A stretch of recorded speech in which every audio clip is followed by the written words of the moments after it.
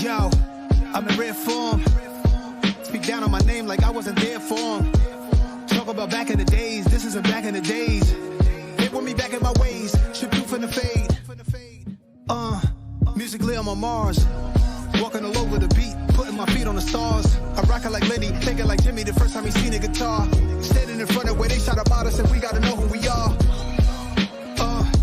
I'm in rare form.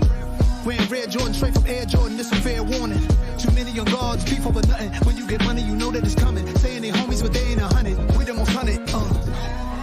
I got my Mets hat on to the back. Y'all already know where we going with the stats. Hall of Fame only, kings and queens only. They all be grabbing my style, but you know they can't hold me. Yeah, I'm in rare form. Y'all still on the ground, you know I've been airborne. Studying big, studying Nietzsche. You gotta call on a chopper to reach me. Homie, I don't need a jeweler to freeze me. Ice in my veins, I make it look easy. Mentally, I'm in Queens. More money, more problems, you gotta be ready for all that it brings. Let them say what they say, revenge on my plate, I'm loving the taste. They see you shouting, emotions get hard to contain, they just not evolving the same. Me and HB is too rare. I'm moving all through the snares. Sound on billionaire. Ain't nothing changed, I'm flipping the page. I'm Prince on the stage, slave on his face. You know what they say, hate either way. I'm staying rare for all of my days. I'm staying rare for all of my days.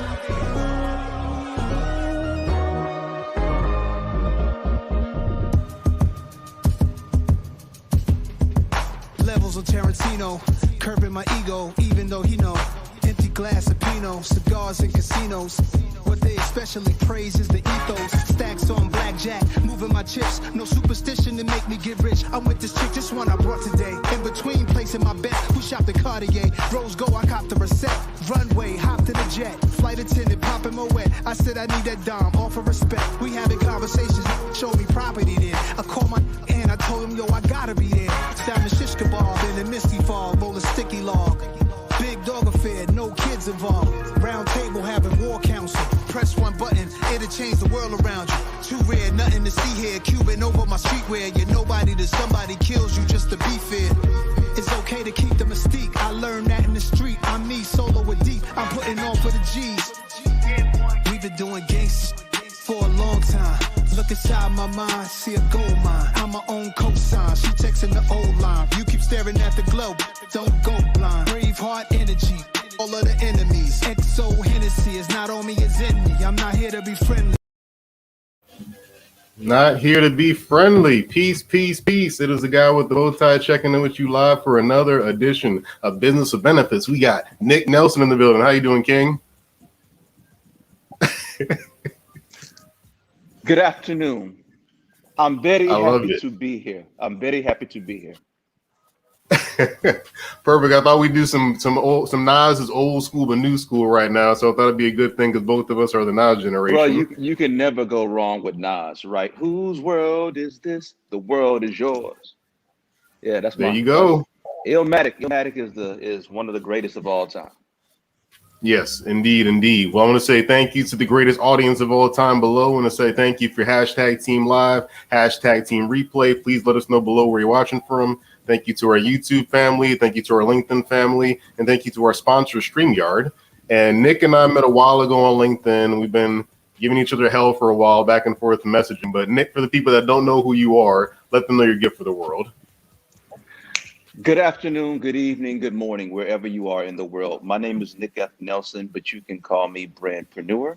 I'm CEO of the Brandpreneur Agency. With the Brandpreneur, I help Black people, Black products, and Black organizations get noticed. I do that through strategy work, image development, and then also digital marketing. I help you get seen. I help those individuals who are shy. I help those individuals who have been doing work under the covers for years and now want to do more and be more. I help you to define what more is. And I'm your one-stop shop. I prevent you from contracting any other consultants, contractors, or even your cousin when it comes to your entire marketing needs. So that's what I do. I love the cousin comment because you and I were talking about that before. There's always a social media chick somebody has that's like some random person, their cousin, their ex. Everybody got a social media chick. I promise you. You never see a social media dude. It's always like, yeah, Nope. well, I have this social media chick and she manages my social media, right? Or this, I Right. have this website guy, and people are they be like, well, what's the passcode to your website? Oh, I don't know. My website guy has it. Oh, okay. Really? Right? And it's kind of like, none of this stuff makes sense to me, right? You're like, or who does your ads? Well, I boost something every now and again, but I really don't do ads. I do social media. We do social media. Okay, how many followers you have? Well, I got a few. Who seeing your stuff in? Like, and you're trying to get leads? You trying to get leads? Really? You sell it? You sell it. That's what we're doing. I'm sorry. I jumped into it. How are you doing? I'm so happy to be here. This is what we here for right now. I'm on tour, so. This is tour season. I noticed. I'm in Texas right now. I'm on tour. It's tour season, man. I got to get it in before the Delta variant shuts our asses all the way down again. So I'm trying to get it in. You need to get back now because it's shutting it down right now. It's locking it down right now. Get back quickly. I'm gonna be back in my basement. Yes. I'm trying to do as much as I can as fast as I can. Just trust me. Hey, you're doing it. Well, speaking of the getting around, we got to get the audience involved here real quick. We have Leona Martin. She said branding is so important, so she agrees with you. We got Marcello representing from ATL on the YouTube side. Thanks, Cello. And then we have Carl Son. He said, "Whoop, wait, there it goes. Here we go." Said he's checking in here. Carl, thanks for jumping in, King. He's in from New Jersey by way of Chicago, so we get a couple states representing. And then we have Arama representing from New York City. New York. So she probably like the Nas intro. She definitely liked that. So I want to catch up real quick. You and I are going to talk about Brandpreneur 4.0. So this is the 4th iteration. So for people who haven't seen that, why is it level 4, and what does that mean different from 3, 2, and 1? Yeah. So the thing that I've learned is that you have to keep forward movement and progression. All right. Mm-hmm. And the other thing that I know from an entrepreneur standpoint, when you first decide what it is you want to do, you kind of know, you don't know, and you continue to learn, continue to evolve. And so there have been various iterations. I consider myself to be like the iPhone, right? I'm almost like the Steve Jobs of personal branding for Black folk, right? When Steve first came out, they had different iterations of the Mac, right? And, all of a sudden, they came out with the iPhone in 2008. And then progressively, every year, they have an upgrade, new features, new things, right? The same thing should be, with our brand. And so what I've done with iteration 1, it was just me trying to figure it out. It was me leaving from my agency that I had for 17 years, what I did entertainment marketing for, every major motion picture studio you can think of. NBC, Warner Brothers, all that stuff, man. I'm back and forth to LA and New York. And then one day I said, you know what, I'm done. And in 2017, I started Brandpreneur. And it was just me figuring it out. So version 1.0 is me just figuring it out. Version 2.0 was me really putting together strategy and image development and really trying to figure out, okay, how can I leverage these two pieces? 3.0 was where it really started coming together, where I put together Brand Day, and I really said, okay, you know what? I know strategy work because I'm a strategist at heart. I just do this photography stuff and all that stuff for fun because I'm good at it, right? But I'm a strategist. I'm a big idea guy, etc. And I was like, you know what? I want to help people shine in their image, especially people of color. I want them to be seen. And so that's what, that was about. So I did Brand Day for, during that time frame. But the one question that kept on going, okay, Nick, but how do I get noticed? Like I get the strategy, I get the image stuff, but I need more help. And so 4.0 is more help. Now I do digital marketing, because the thing that I've learned is that many of these social media channels, they pulled back in terms of their algorithm. When I first started in 2017, man, they were throwing views my way. Right? Now in 2021, man, views have gone, they've been cut by 75%. The thing that I am is consistent. I don't care. I don't care if I have 1 view or 5,000 views. I just keep doing what it is that I'm supposed to do. But the other thing that I do is I don't depend on social media alone to get new leads and clients. I depend on digital marketing. Digital marketing is comprised of a few things. It's comprised Okay. of search engine optimization. It's comprised of listings. Listings are basically, think of like the yellow pages. You have different versions of the yellow pages on the internet, and you want to make certain that your business is listed accurately in there. I leverage Google ads, Facebook ads. I leverage display ads, but all of these are generating leads for me. So those people who aren't even connected to me, I have the ability to Okay. hyper target and retarget. What retargeting means is you see a display ad, and once it appears, next thing you know, you can't get rid of me. I'm on your Right. Facebook, I'm on your Instagram, I'm in your apps, I'm everywhere. You like, I can't get rid of this cat. That's what retargeting is. That's when you go to Amazon and you look at them headphones or them shoes, and you like, okay, that looks really nice. Next thing you know, in your Instagram are those same headphones and shoes. That's what you call retargeting. See, all of that's required nowadays. Uh-oh. All of that's required nowadays for if you're really serious about lead gen. I love that. And the thing And about that's that what is, 4.0 since is. you went I through the provide all those levels, services.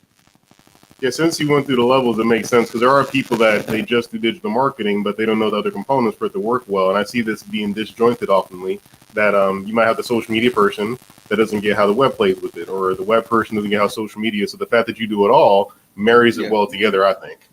And the thing about it here is that you have a strategy that's end to end. See, the thing about it, when Mhm. you have different people working together, they're not always talking to each other. You're having to manage many different people. I used to work in corporate America and as a program manager.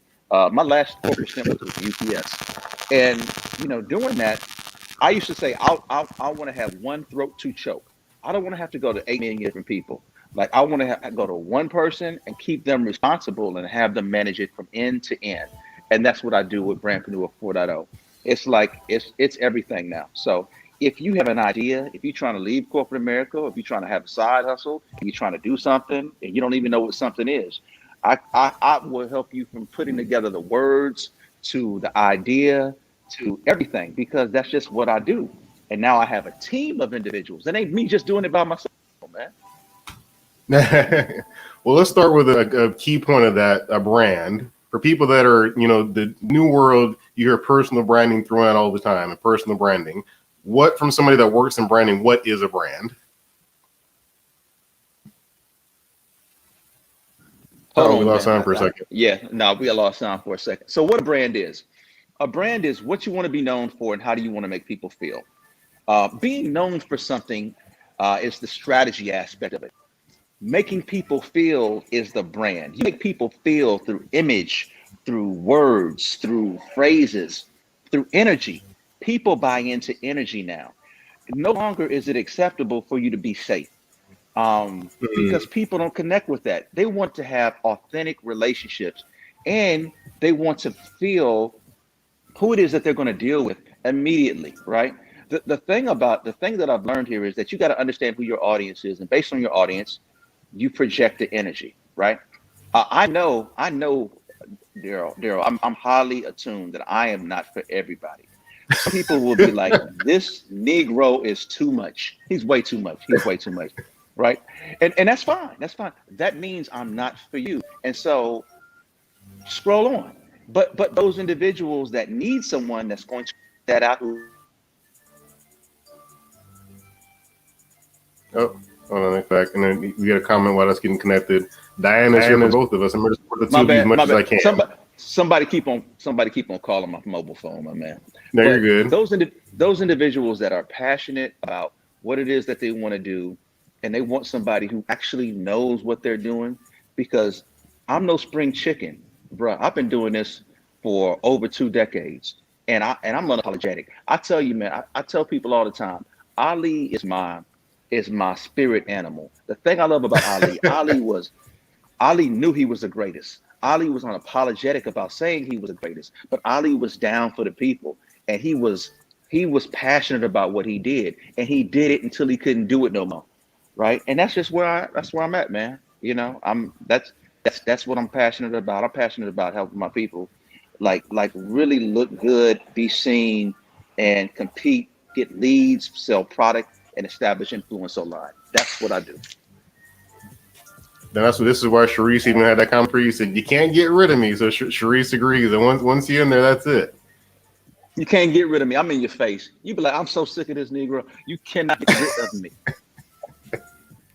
So let's break down some things for people, because the premise of this is what's your brand problem. So obviously you talk to a lot of brands, especially a brand day. I love that brand day would show the before mostly and then a little bit after.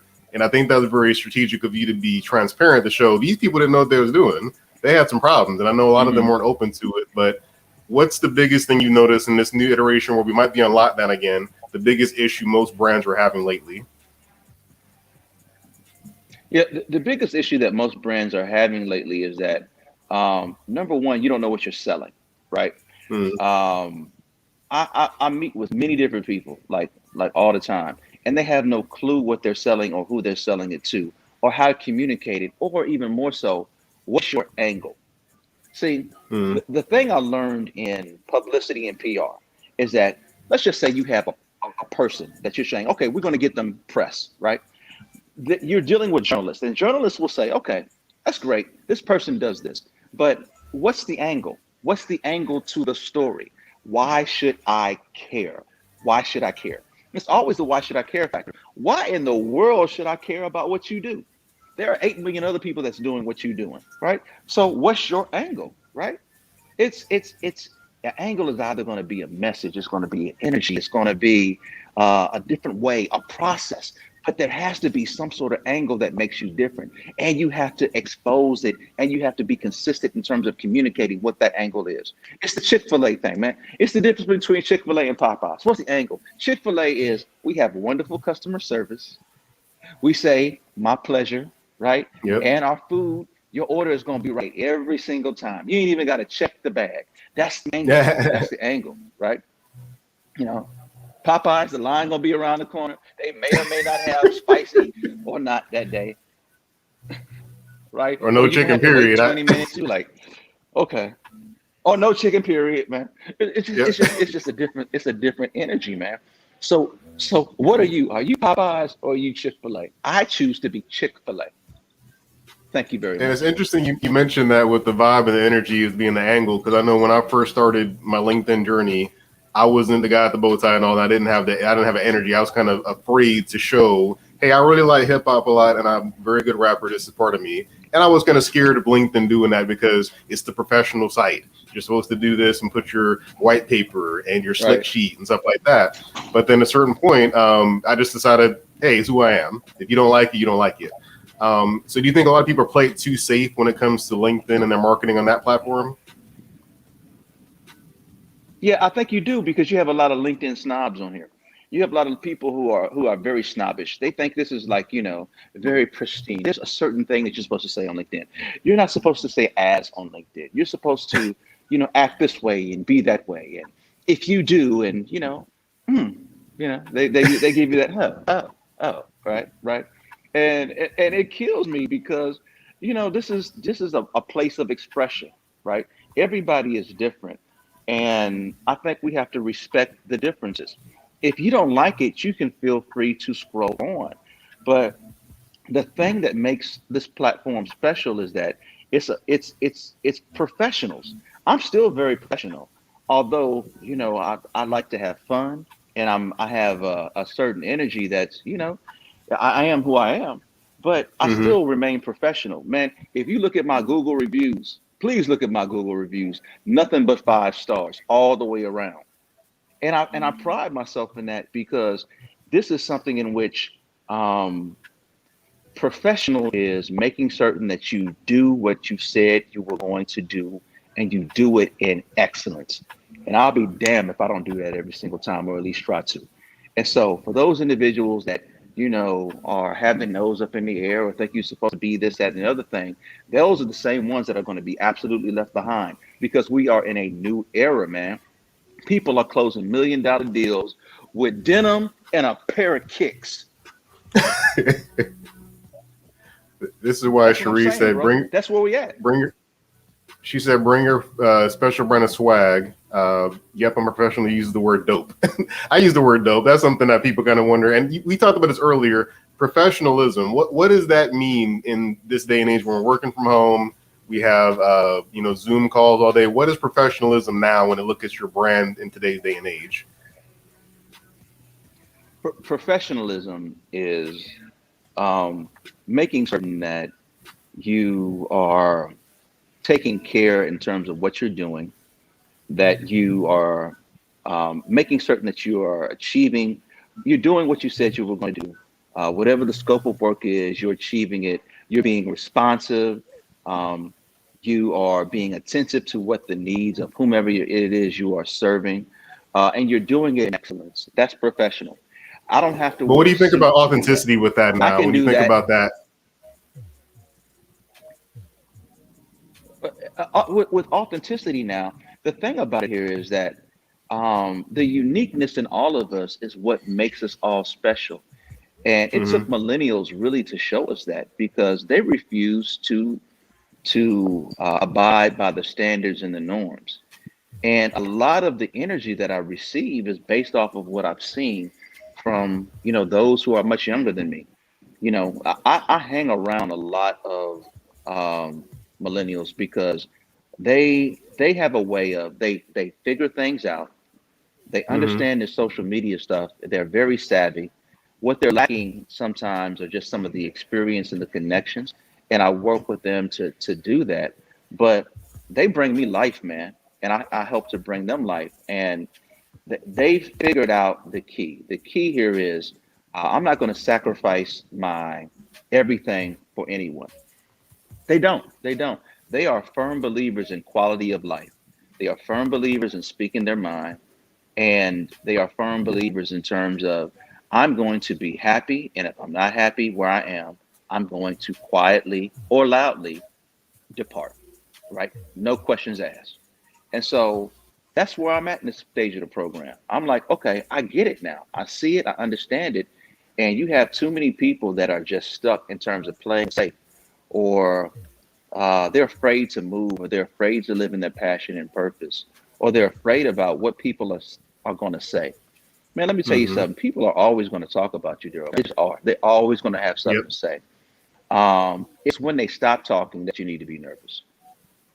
Yeah, true. And you mentioned the different platforms that you're helping people with multiple places besides LinkedIn. For me personally, like I just stay on LinkedIn, obviously for the B2B element, but for those people that are in that space that say it's a more conservative space, a more B2B space, what's your conversation with them about their brand on other platforms? Yeah. So the thing about your brand on other platforms is that it all depends on what it is you're trying to achieve. Not everybody needs to be LinkedIn heavy. If you have products or you have services, sometimes it might make more sense to focus on a Facebook or an Instagram strategy. The thing about that, though, is understand that you probably would serve you well to put a little paid on it. When I say put a little paid on it, it's put a little paid digital on it. Putting a little paid digital on it helps you to hyper target up against your ideal client, right? And it also helps you to generate additional followers, etc.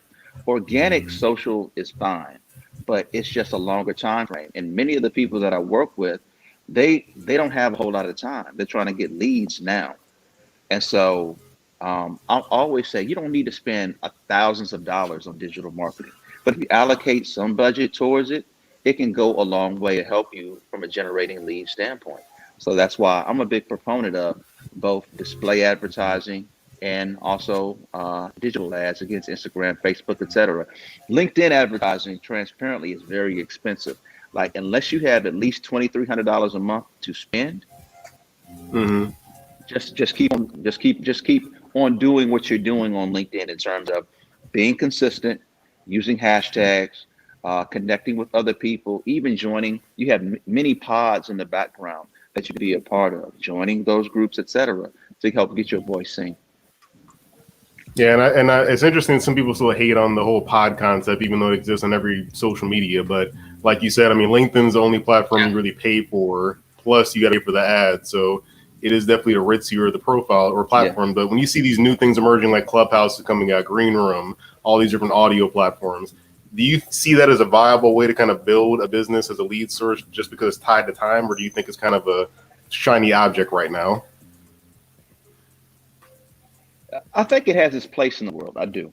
Um, I think it's a place where it can help you build authority, and it's a place to help you connect with people that you would have never connected with before or would have never known existed.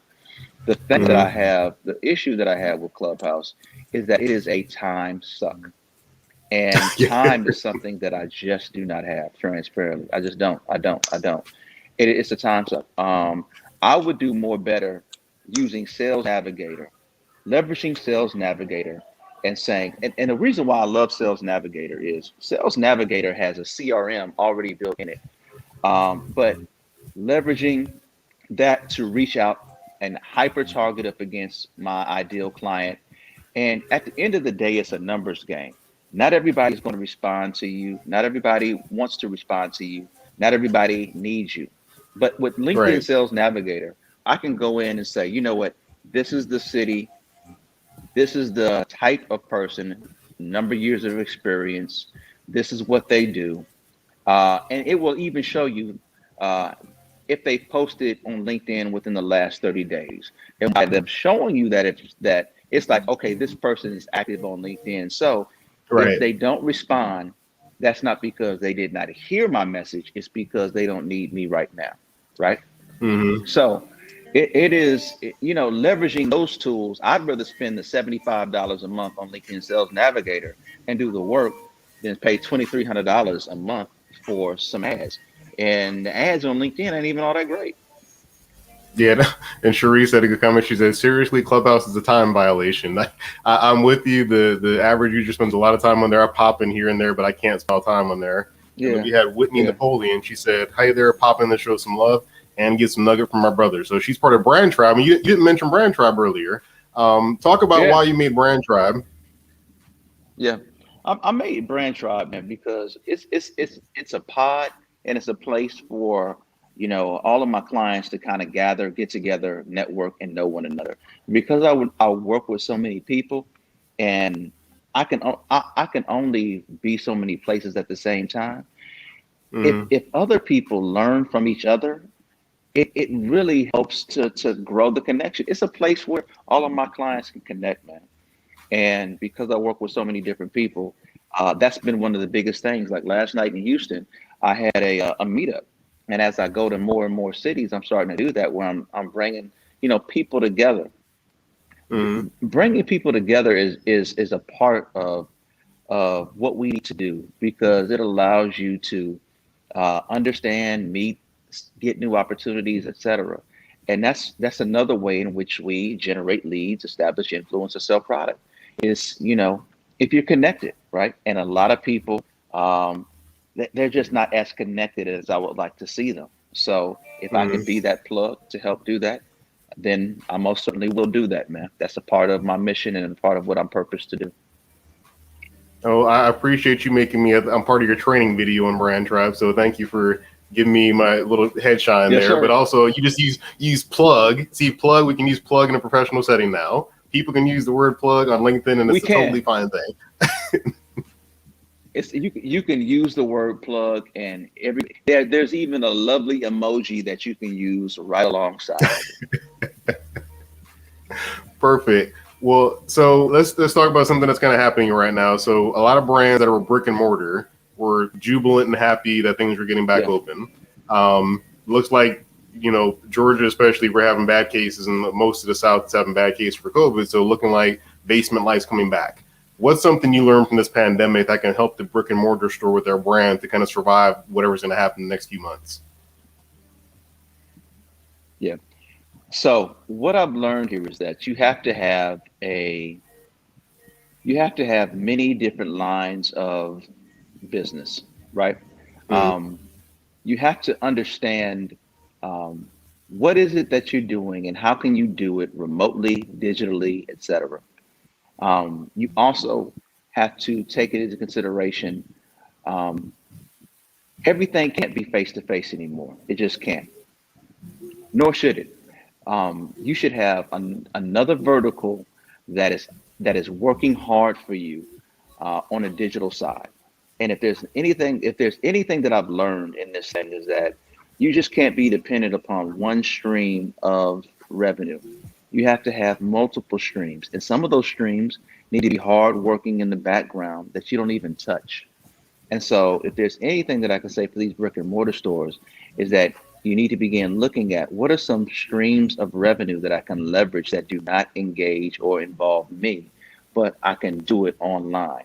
Online, online is everything nowadays, man. I mean, we went through an entire year where we're selling online, we're meeting up online, we're doing everything online. Mm-hmm. It showed the power of it. It showed that, you know what, we actually don't really need to be face to face to get Right. business done, right? And um, I'm not saying that there is not the benefit of it, because relationship is multifaceted and it's great Mm-hmm. to connect in person. But is it necessary? No, it's not, not to get business done.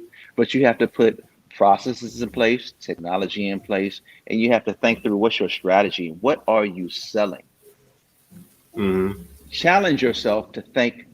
I tell people, this is what I promise you, I tell people, I tell people I'm not right. I know I'm not right because I always hang a left. When I say that, I'm saying that whatever a person who is right, who is supposed to be doing this, or what I'm supposed to be doing, whatever I'm supposed to be doing, I challenge myself and say, why am I supposed to be doing that? And then I hang a left and I do something differently. And when you hang a left, it challenges you to think harder. It challenges you to think in a different direction. It opens up your mind to new ideas, and it doesn't keep you constrained. And when you do that, that's where alternative sales, and alternative methods of selling and alternative products and services. That's where that's generated. Man, I came up with brand line, man, when I was running. I was running, and I swear to God, I was running and I said, God, it feels like I'm pledging because I'm trying to figure this out. I can't meet face to face with people. My pipeline is drying up. What in the world am I going to do? And he was like, well, dude, you pledge some other people. And I was like, I'm gonna start a line. Brand line was born. And A that got fraternity me life through helps. COVID. I promise you it did. It got me through COVID, man. I promise you it did. And not only did it get me through COVID, man, I blessed and I helped so many different people in a whole new different way that I never even would have thought of had I had COVID not existed. So it really is hanging a left, man, hanging a left, and figuring out how can I do things differently. Yeah, that's Rama had a good comment for you too. She said, "Great to hear you mention multiple streams of income." And then Diana had a comment over in Florida. Online is the place now. Yes, I live in person, but we must learn to be flexible. And then Whitney actually said relationships matter, which that's where the in-person woman can come in from.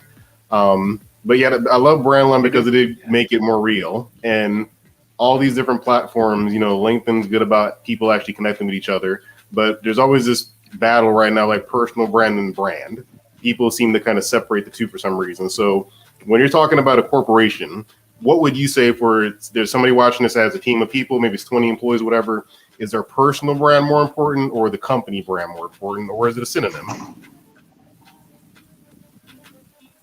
So people buy into people before they buy into brands. Okay. So case in point for LinkedIn, I have a Brandpreneur page. Don't nobody go to that Brandpreneur page.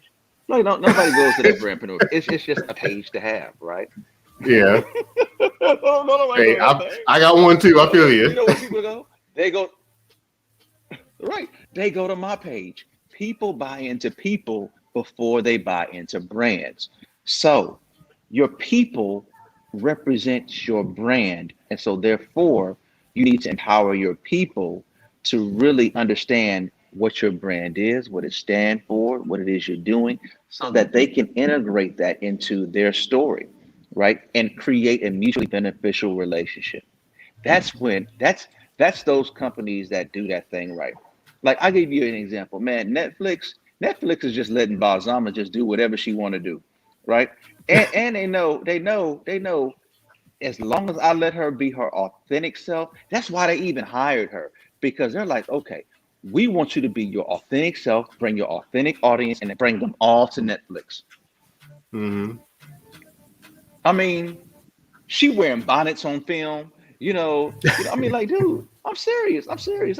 She wearing bonnets, in meetings and stuff like that. I mean, like, she's just being her authentic self, right? Some might call it ratchet. I call it ingenious. Mm, Right? And she's the chief marketing officer of Netflix. So if the chief mm-hmm. marketing officer of Netflix can wear a bonnet on camera, you you can do whatever it is you're doing. Okay, that's all I'm saying. Well, let's dissect that because some people come into these places and they don't know their personal brand. They just know I'm an accountant, I'm a bookkeeper, whatever, and they might see somebody like that and say, okay, I guess I got to act different. How does somebody kind of get to? Because you and I talked earlier about getting to a certain stage in life. What is the tip you can give someone to say, this is how you figure out your actual authentic self for social media? Because you hear it all the time, but some people take that as Yeah. authentic self means being rude. Authentic self means being loud. Authentic self No, means being in your face. no. Authentic self means just being who you are and letting your personality shine. Right? Um, it really is authentic. It's what it is. What is it that you care about? What is it that you're passionate about? It's articulating that online. It's not trying to be something different. I give you the example of UPS. When I was at UPS, I hate golf. I promise you, I hate golf. And they're a big golf company. And I would go there and I'd have my golf shirt on and my white glove and it just didn't feel like me, right? And then they made me shave off my goatee and I didn't have my goatee and I didn't feel like myself, right? And all of a sudden I was like, why am I doing this? This makes no sense, Nick. And so I stopped doing that. But what I did do was in meetings, etc., I was my cool self. And people loved that. And by me being myself and not trying to do what everybody else said I should do, I felt more comfortable, even in that corporate environment. So the minute that I began being myself is when I began to elevate within that corporation. That's all I'm saying. People and corporations, they want you for who you are. They want you to bring your greatness. Now, do you have to fall in with certain corporate guidelines? You do. You have to understand, what those are. But even from a corporation standpoint, they are recognizing that we cannot be so constrained, but we have to let Mm-hmm. people be who they are. And you have some amazing chief diversity officers and people that are fighting every single day on behalf of these employees to allow them to be their authentic self, many of which are my clients, by the way. So I hear this stuff and I'm just happy to see us moving into a new direction. You too can wear natural hair and dreads at work, right? Without being Yeah. judged, right? Or if they do judge, let them judge. But it's not inappropriate anymore. It's not. Yeah, I'm glad you said that because my wife and I are watching a story on Black News Channel about a family that the child was taken at 10 days old for failure to thrive because it's a vegan family. So they thought the child wasn't gaining enough weight and they weren't respecting the culture. It's a Black family in Florida. But they weren't respecting their culture. And their culture say, hey, we're vegan. We don't eat meat and all that. So the child might be thin compared to Yeah. your standards, but child's healthy. And you've always been a big proponent of everything Black. Child is So as healthy. you look at everything happening, LinkedIn obviously has its challenges with, Black people getting attacked by people in messages. You and I both know Madison Butler. She gets messages daily from people calling her racist things all the time. So if you look at Yeah. this, where we are now, we're post George Floyd. We've had Juneteenth as a holiday. Now we're kind of in a lull right now. What's your message to the Black professionals that are trying to get noticed and they're in that space where I got to follow these corporate guidelines, but it's not me? What's your message to them about, stay, go? What should they do in your thoughts? Are you talking about regarding LinkedIn or regarding their person, where they are, where they're going Let's with just that? say personal, just because they're using LinkedIn probably a lot, but just personally, like they're trying to be themselves, but it's kind of challenging in Yeah. today's environment. Because I saw somebody else Yeah. posted being Black, being the only Black person in the company is tiring right now. If you're the only one there, It like is. it's It is. exhausting. So, what's your message to those people? So my message is this: life is short, and if you're there are too many options out here to be unhappy. Like, dude, and I'm so serious about this. Making money is easy. Making money is so easy. There are so many different ways to make money nowadays. making money should not be your only, it shouldn't be the only reason why you're sticking around, right? Making money should not be that important. Man, people are dying. People are, losing their mental, right? And so the most important thing is making certain that this is right, is this, is your family and your connection with God. And if you see your work situation is messing up with any of those things, it might be time to just let it go because it's easy to find something else out there, right? Hell, if you got a Uber, if you got a Grubhub, I don't care what you got to do, man. But there are so many different ways to make money out here, man. And it's like it just isn't worth it. It just isn't worth it. Like I tell people, I had an epiphany, man, when I was 45 years old. I had been in advertising for almost 2 decades in corporate, etc. And I said, you know what? I'm sick of all of this stuff. I'm sick of being what people think I'm supposed to be. And so I went Dave Chappelle on them. I did. I went Dave Chappelle on them. I did. I did. Dave Chappelle. Dave Chappelle gives no. You know the rest, right?